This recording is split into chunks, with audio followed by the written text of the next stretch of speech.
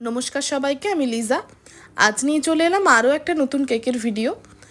এই কেকটা ছিল 1 পাউন্ড চকলেট ফ্লেভারের একটা কেক।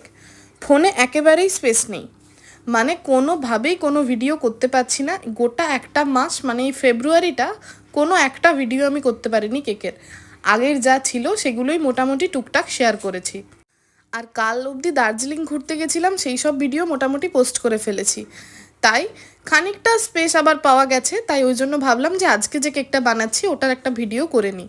মাঝে যদিও একদিন ফেসবুকে আবার লাইভ হয়েছিলাম, কারণ কি করব কি না করব কোনো অপশনই পাচ্ছি না।